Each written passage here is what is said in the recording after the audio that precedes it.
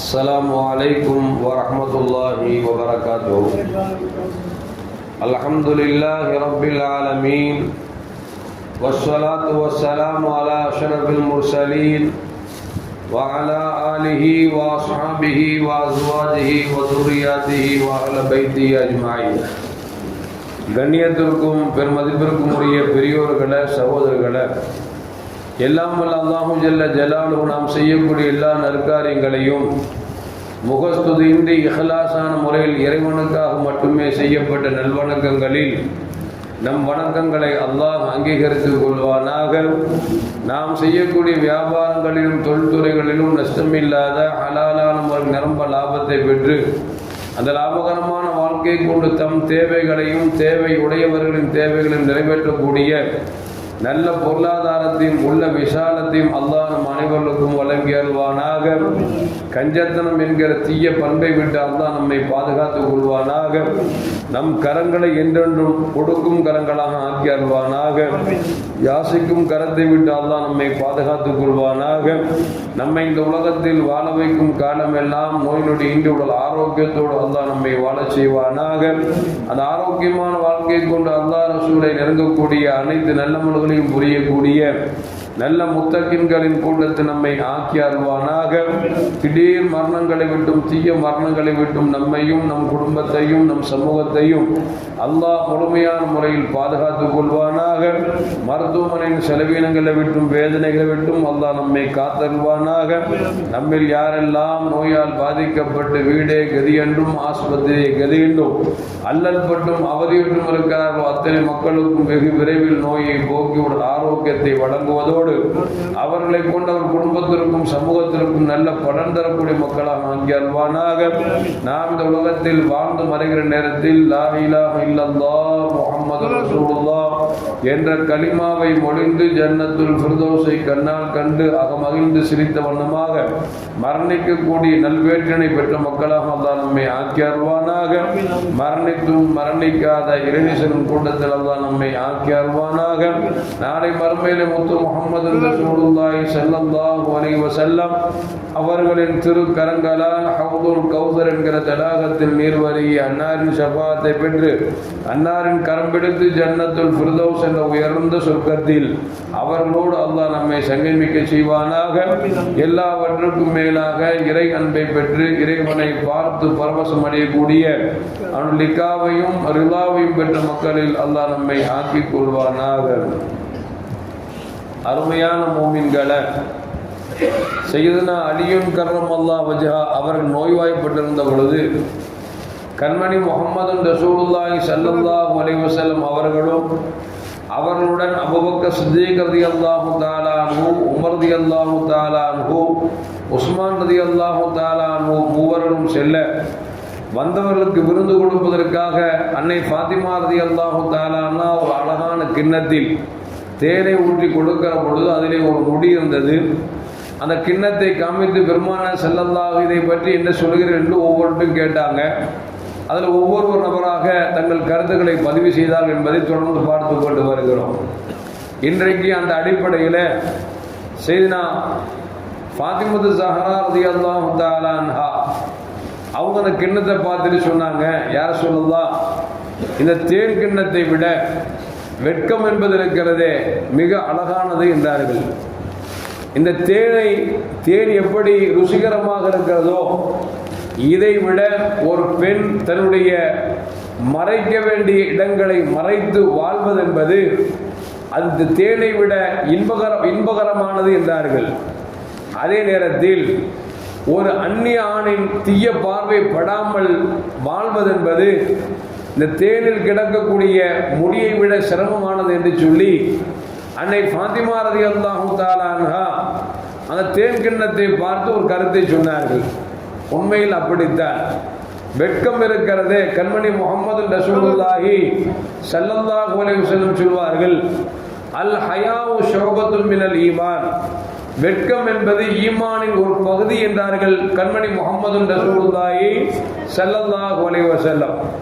வெட்கம் எந்த அளவுக்கு ஒரு முக்கியமானதாக இருந்தால் அது ஈமானின் ஒரு பகுதி என்று பெருமானார் ஸல்லல்லாஹு அலைஹி வஸல்லம் சொல்லியிருப்பாங்க. யோசிக்கிறோம். அது மட்டுமல்ல, மேலும் பெருமானார் சொல்லுவாங்க, இன்ன லிக்குல்லி தீனின் ஹுலுகுன், ஒவ்வொரு மார்க்கத்திற்கும் ஒவ்வொரு குணம் உண்டு, ஒவ்வொரு மார்க்கத்திற்கும் ஒவ்வொரு குணம் உண்டு. ஆனால் இஸ்லாம் என்கிற மார்க்கத்திற்கு ஹயா என்கிற குணம்தான் மிக அலாதியானது என்றார்கள் நபிகள் நாயகம் ஸல்லல்லாஹு அலைஹி வஸல்லம். அப்போ வெட்கம் என்பது ஈமானின் ஒரு பகுதி என்கிறார்கள், வெட்கம் என்பது இஸ்லாமியருடைய ஒரு குணம் என்கிறார்கள் என்று சொன்னால், இந்த வெட்கம் இருக்கிற வரைக்கும் தான் மனிதன் மானக்கேடான விஷயங்களை விட்டு தவிர்க்கப்படுவானே தவிர, வெட்கம் எடுக்கப்பட்டு விட்டால் எல்லாவித தீய காரியங்களும் இடத்தில் வந்துவிடும் என்பதை பெருமானார் ஸல்லல்லாஹு அலைஹி வஸல்லம் சொல்லி காட்டுகிறார்கள். உண்மையில் அப்படித்தானே. முன்னாலும் ஒரு காலத்தில் பார்த்தீங்கன்னா, சினிமா தியேட்டருக்கு போனா கூட பாய் என்ன செய்வாருன்னா, வேட்டியை மடிச்சு கட்டிட்டு தொப்பியை கட்டி உள்ள வச்சிருந்து சினிமா தியேட்டருக்கு போவார். ஏன்னா யாராவது பார்த்துருவாங்களோ அப்படின்னு. ஆனா இப்ப பாய்மா தொப்பி போட்டே போகக்கூடிய இன்றைக்கு சூழலுக்கு தள்ளப்பட்டு விட்டோம். ஏன் ரொம்ப தூரம் போறோம்?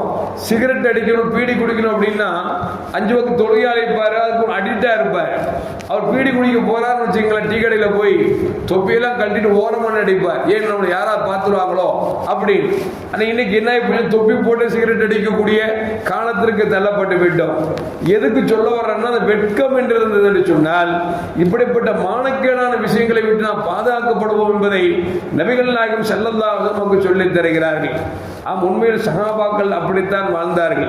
ஏன் உஸ்மான் ரலியல்லாஹு தஆலா அன்ஹு அவர்களுக்கு பேரே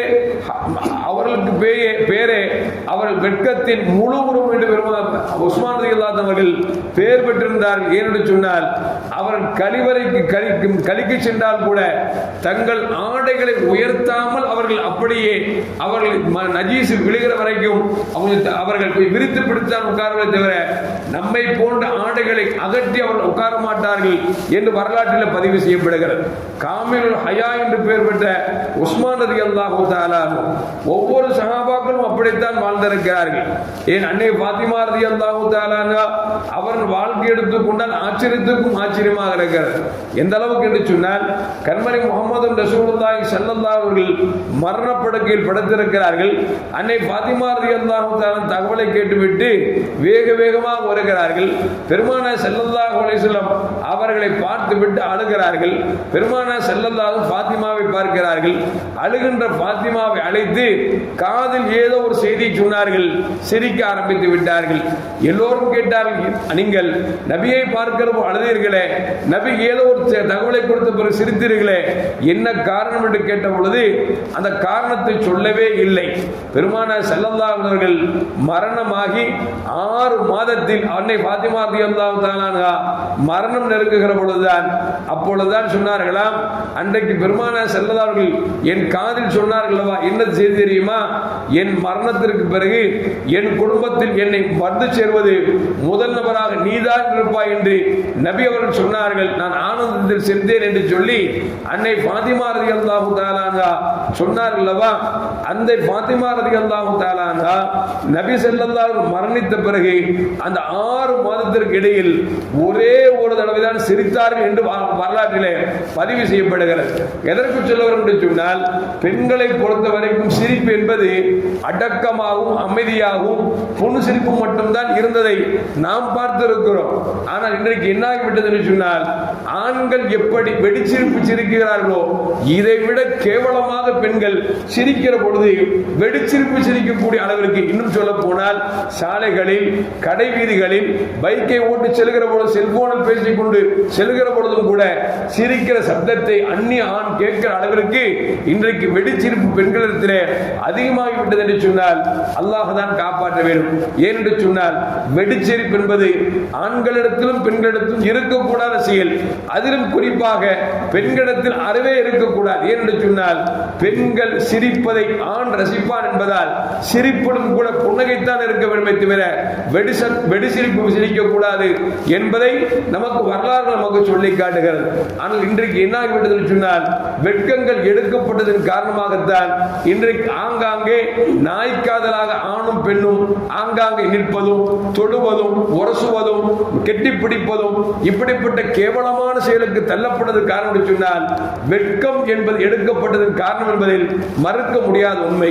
என்று சொன்னால் நபிகள் நாயகம் ஸல்லல்லாஹு அலைஹி வஸல்லம் கியாமத் நாளில் பெண்களுக்கு வெட்கம் எடுக்கப்பட்டுவிடும் என்று சொன்னார்கள்.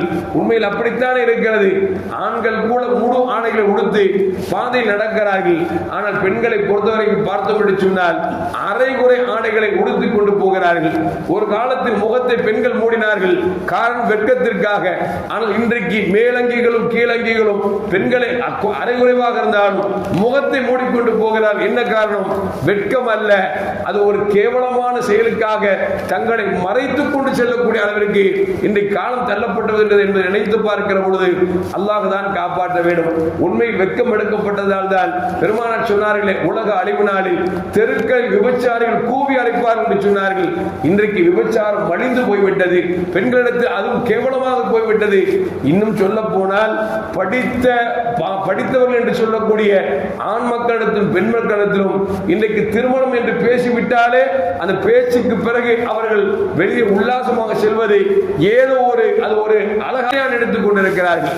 ஸல்லல்லாஹு காலத்துல, ஏன் நம்ம காலத்துல கூட ஒரு பெண்ணை பார்க்கிற பொழுது அத்தா அம்மா போய் பொண்ணு பார்ப்பாங்க, பையன்கள் சொல்லுவாங்க உனக்கு இன்னார் பொண்ணுப்பா அப்படிம்பாங்க, இவர் ஏற்றுக்குவாரு. ஆனால் ஸல்லல்லாஹு சொல்றாங்க ஒரு திருமணம் முடிக்கிற பெண்ணை ஒரே ஒரு பார்த்துக்கலாம் அப்படிங்கிறது மார்க்க அனுமதி கொடுக்குது. ஆனா இப்ப எப்படி ஆகி போச்சுன்னா, நிச்சயம் ஆகிவிட்டாலே ஏதோ திருமணம் ஆகிவிட்டது போல் நினைக்கிறார்கள். என்று சொன்னால் நிச்சயத்திலேயே கையும் பிடித்துக் கொள்கிறார்கள். அப்படி ஒரு கேவலமான நிலைக்கு போனதால நிச்சயத்தின் பிறகு எனக்கும் பொண்ணுக்கும் பேச நிச்சயம் பண்ண இருக்கிறதோ இரண்டு பேரும் சேர்ந்து பைக்கில் உல்லாசமாக செல்வது, கடைகளில் சென்று சாப்பிடுவது, தங்குவது, இவ்வளவு கேவலமான ஒரு செயலுக்கு தள்ளப்பட்டிருக்கிறோம். ஒரு இடத்துல பஞ்சாயத்து வந்துச்சு, அந்த பொண்ணு வந்து மாப்பிள்ளை வேணாங்குது.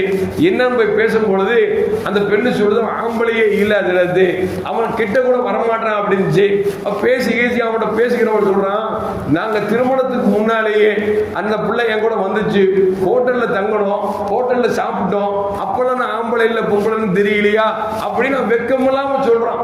எதுக்கு சொல்ல வரேன்னா, திருமணத்துக்கு முன்பாகவே ஆணும் பெண்ணும் உல்லாசமாக சுற்றுவது என்பது எவ்வளவு கேவலமான அநாகரிகம். அது சொல்ல போனா திருமணத்துக்கு முன்னாலேயே முடிந்து போகக்கூடிய பந்தங்கள் இருக்கிறது, திருமணத்துக்கு பிறகு முடிந்து போகக்கூடிய பந்தங்கள் இருக்கிறது. இப்படி திருமணத்துக்கு முன்னாலேயே எதை செய்யக்கூடாத அந்த காரியத்தை செய்கிறார்கள் என்று சொன்னால் இஸ்லாமிய சமூகம் எங்கே போய்கொண்டிருக்கிறது என்பதை நம்மால் கஷ்டத்தோடு எடுத்து பார்க்க வேண்டியிருக்கிறது. அருமையான மோமின்களே, அம்ர் இப்னு உத்பா என்று சொல்லக்கூடிய ஒரு இறைநேச செல்வருடைய பணியாளர் சொல்லுகிறார், அம்ர் இப்னு உத்பாவும் நாங்கள் ஒரு இடத்திற்கு சென்றோம். அப்படி செல்லுகிற பொழுது கடுமையான வெயில் அடித்துக் கொண்டிருக்கிறது. எந்த அளவுக்கு என்று சொன்னால் வீட்டுக்குள் கூட அமர்ந்து எங்கள் நேரத்தை போக்க முடியவில்லை. அந்த அளவுக்கு கடும் உஷ்ணமான நேரம். அம்ர் இப்னு உத்பாவை எங்கே என்று பார்த்தால் ஒரு மலைக்கு மேல் என்று அவர் தொழுது கொண்டிருக்கிறார் கடும் வெயிலிலே. ஆனால் என்ன ஆச்சரியம் தெரியுமா, அவருக்கு மேகம் குடைபிடித்துக் கொண்டிருக்கிற அந்த காட்சியை நாங்கள் பார்த்தோம் என்று சொல்லி பணியாளர் சொல்லுகிறார். இரவு நேரம் வந்தது, ஒரு காட்டு வழியாக போக வேண்டிய சூழ்நிலை, அங்கே சிங்கங்கள் நடமாடுகிறது என்கிற தகவல் கேட்ட பிறகு நாங்கள் அதை விட்டு பாதுகாப்புக்காக பாதுகாப்பு இடங்கள் நாங்கள் தங்கிக் கொண்டோம். அந்த நேரத்திலும் அவர் இரவில தஹஜ்ஜுத் தொழுது கொண்டிருந்தார். அப்படி தொழுது கொண்டிருக்கிற பொழுது சிங்கங்கள் வந்தது, மேய்ந்து அது போனது. ஆனால் அவர் பக்கத்தில் அப்படி அமைதியாக அசையாமல் இருந்தது.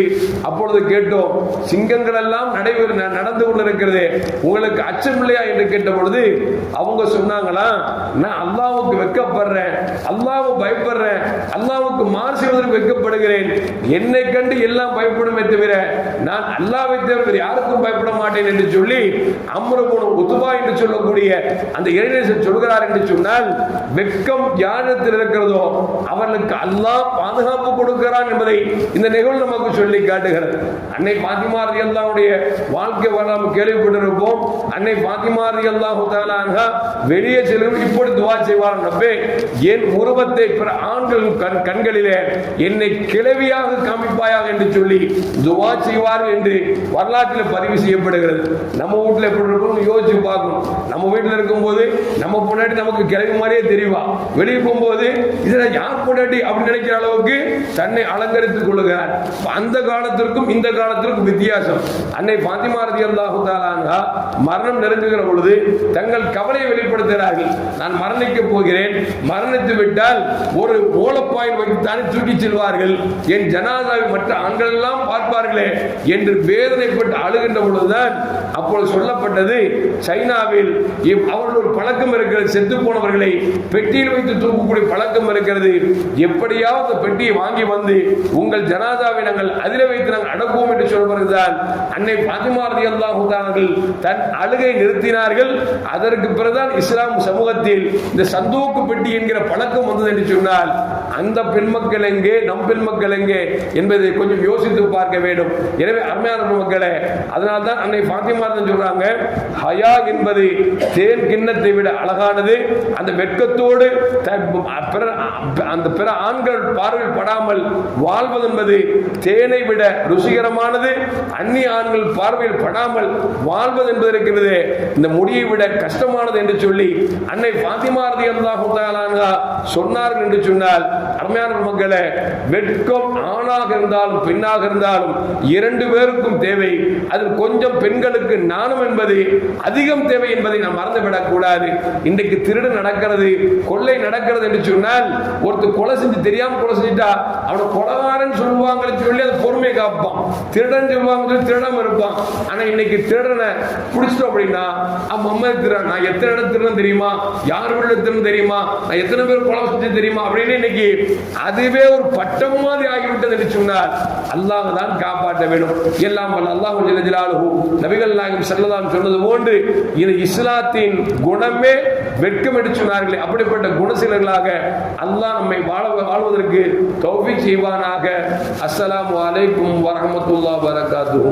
அல்லாஹு அலா முஹம்மத் ஸல்லல்லாஹு அலைஹி வஸல்லம் ஸல்லல்லாஹு அலா முஹம்மத் ஸல்லல்லாஹு அலைஹி வஸல்லம் ஸல்லல்லாஹு அலா முஹம்மத் யா ரப்பி ஸல்லி அலைஹி வஸல்லிம்.